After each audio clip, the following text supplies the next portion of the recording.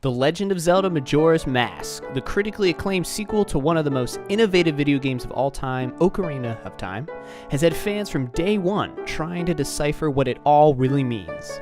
First off, the surface narrative is pretty easy to follow. Our hero Link is lost trying to find his fairy friend Navi, but ends up getting thrown into another world doomed to die in 3 days by the moon crashing upon it. It's up to Link to save everyone from the horrific Skull Kid and the Majora's Mask that's behind it all that threaten their world. However, underneath this surface narrative, Zelda fans still to this day scratch their heads. This has no real continuation of its predecessor. It doesn't even take place in the same world. Is this a dream of Link's? Why are the characters the same though? Is Link dead? What does it mean, Nintendo?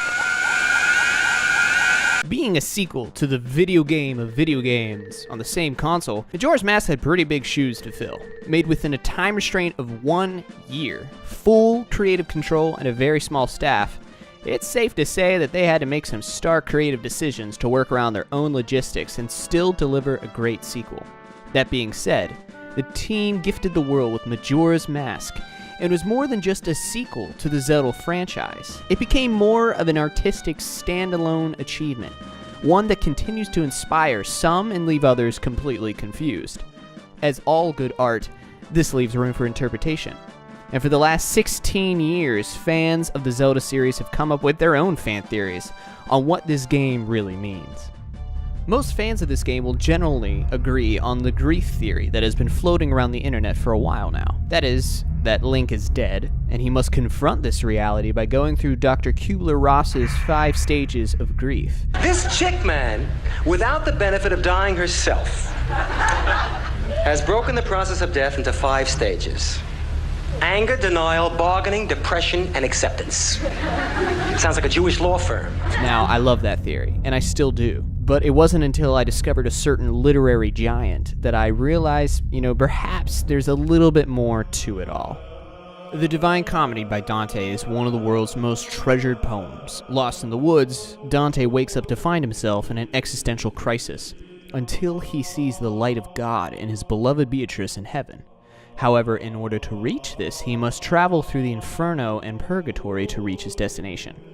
Now, like Majora's Mask, this is a simple narrative structure. But once you begin to peel the surface, you're going to find a plethora of hidden meanings, theology, politics. I believe that Majora's Mask is heavily inspired by the comedy and seeks to retell it in its own interpretation and boundaries within the world of the Zelda franchise. It's not a far-fetched theory when you realize that both take place in a romanticized world of the Middle Ages. They both use surreal elements and various characters to drive the themes and premises that they're trying to teach. And most importantly, they both deal with death and confronting it. Seeing as Dante's Divine Comedy is already heavily influential in the modern world, especially with video games, I think this is a theory worth tackling. So let's get started with it. In both the Divine Comedy and Majora's Mask, our hero finds himself lost in the woods. He journeys through the dark, lost woods to try to find Navi, his fairy friend, who represents that divine light and happiness that Dante is searching for in God and Beatrice. But just as Dante is stopped by 3 beasts who block the way to this, Link's journey is thrown a wrench when the Skull Kid attacks him and steals his horse. Link ends up falling down a rabbit hole into a parallel world known as Termina, and here his real journey begins. In Termina, Link ends up tagging along with Tail, one of the Skull Kid's fairy friends, who ends up being a guide for Link throughout his journey. Tail represents reason and helps Link along his journey, just as Virgil is a guide to Dante. Link journeys through the dark wood of Termina and finds the game's first bold image. It is a sad-looking tree with a spooky Deku face on it. It doesn't talk back to you, but Tail tells you, quote, "It looks all dark and gloomy, almost like it could start crying. How sad." In Dante's first third of his comedy, the Inferno, Dante stumbles upon a mysterious forest of trees. These trees represent those who have committed suicide and rejected their humanity.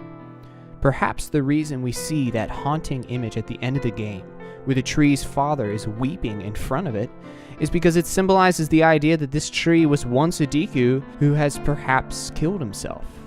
It is a dark and gloomy tree after all.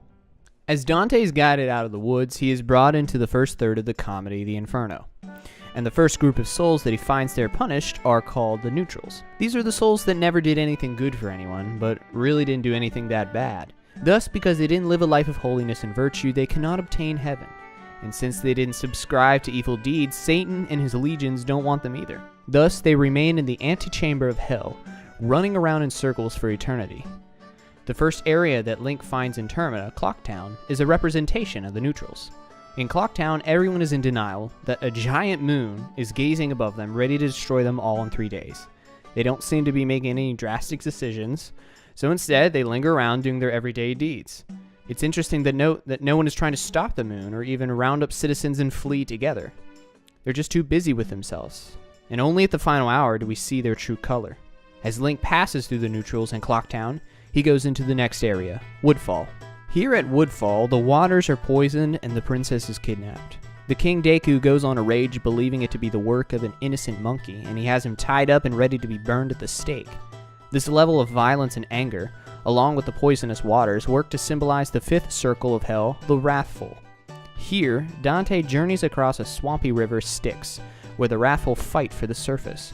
Even further, continuing on in the seventh circle of hell, on the outer ring, those who are violent to other people are sunk in a river of blood. This correlates as well with the poisonous river.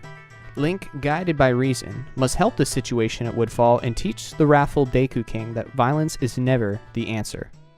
After the River of Blood is when Dante encounters the Wood of Suicides, in which we have already discussed earlier. But this fits perfectly, as the tree Link sees in the very beginning is finally given context, because after Link rescues the monkey and the king cools down, the Deku butler takes you on a creepy maze game and says how he misses racing with his son. The revelation that the butler's son could be the tree in the very beginning fits perfectly, as it falls right after the Circle of the Wrathful, just as it does in the Divine Comedy. As Dante continues his journey deeper into hell, he finds the bottom of hell is not of fire, but of ice. This relates to the area of Snowhead, which comes after Woodfall Majora's Mask. The extreme cold and snowy conditions of Snowhead symbolizes the icy cold of the bottom of hell. But why would the Gorons, who live at Snowhead, who are a good-natured race, be put in the bottom of hell? For me, it correlates with the stage of grief assigned to them in Dr. Kubler-Ross's theory, which is bargaining. Bargaining! Remember her? All the Gorons are begging it for to stop snowing. The dead Goron Darmuni, who Link aids and heals, begs Link to set him free from the pain. The crying of the Goron child inside is an intense scream that all the Gorons beg to stop. This begging and bargaining can be observed in two different ways regarding the bottom of hell in Dante's comedy. The bottom of hell is reserved to those who are treacherous, which is ultimately betrayal of those of whom you have a special relationship with, particularly family members, kin, your own country. It may not be right now, but how much longer do you think it will take of all these empty promise bargainings until the Gorons begin to turn on each other?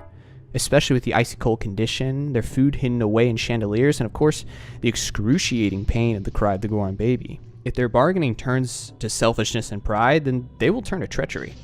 Luckily though, Link arrives at Snowhead just in time to go into the Snowhead Temple and defeat the boss, Got, who is stuck in ice, much like the big giants are stuck waist up in the ice of hell in Dante's Divine Comedy. And he sets free the evil spirits, defeating Got and allowing spring to commence in the land of Snowhead. Thus, just as Dante narrowly escapes the bottom of hell, so does Link.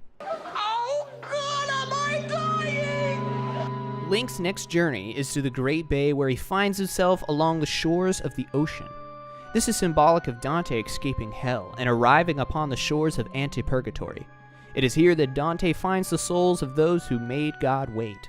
These are the souls that were excommunicated or pushed off their repentant Christian life till the very, very last minute. However, that means they must wait before they can enter Purgatory to begin their purging process. This can correlate with Great Bay, as they both take place on an ocean shore immediately following a harsh, cold environment. Link sees that the main singer for the Zoras, Lulu, is very depressed. She's lost her eggs, her children, and yet she's doing nothing about it. She doesn't even seek help. She just waits for nothing, paralyzed. It's Link's job to come and save the eggs, giving joy back into Lulu, learning that eventually things will turn out right as long as there is faith. The souls on the shores of Purgatory represent that more than ever, because even though they must wait and wait, they are still full of joy, singing, because they know they will be in heaven eventually. This is the lesson Link teaches Lulu on the shores of Great Bay, that things will get better. You just have to hope for a savior. And once Link saves her children, she goes on singing, just as the souls on the shores of Purgatory do. In Dante's case, that hope that he must learn to have, even if it requires waiting on the shores of Purgatorio, is found in his savior, Christ. Link continues his journey as he leaves the shore and begins to climb the mountain of Purgatorio, just as Dante does. This is represented in the game by Icona Valley and the Stone Tower Temple, which fall right after the Great Bay. Here we see the dead walk the earth, just as in Purgatorio. They are all trying to find a sense of peace and fulfillment.